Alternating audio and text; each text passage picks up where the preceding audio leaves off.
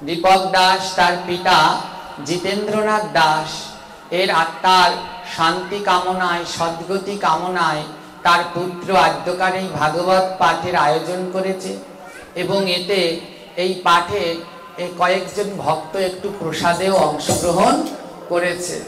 আমি যারা অংশগ্রহণ করেছেন আমার এই দাদার সাথে আমি সবার চরণে আমার প্রণাম জানাই, যে যতটুকু পারে একে যে সহায়তা করেছে এ আমার অনেক ধন্য। তো এ যেন প্রতি বছর এমন করে নববৃন্দাবন মিলাতে পারে আমি প্রার্থনা করি। তো চলুন তার বাবার আত্মার শান্তি কামনায় একটু গোবিন্দের কাছে আমরা প্রার্থনা করি। সবাই মিলে দুটি হাত জোর করবেন এবং ভগবানের কাছে বলুন, হে গোবিন্দ হে না হে মধুসূদন হে গিরিধারী হে নারায়ণ।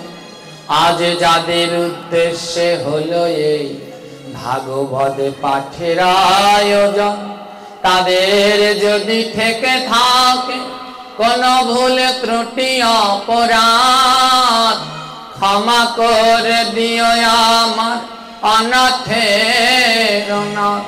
হে গোবিন্দ হে নাথ হে গিরিধারী, কৃপা করে দিও তাদের তোমার চরণ তরি। আজ শুনল যারা তোমার বাণী, গাইল যারা গান, তোমার ভাগবতে পাঠে করল যারা দক্ষিণা দান, তারাও যেন পায় তোমার রাতুল চরণ। এবার নিতাই গৌর হরি বলে ভক্তবৃন্দ সবাই প্রেমানন্দে ধ্বনি কর দুই বাহু।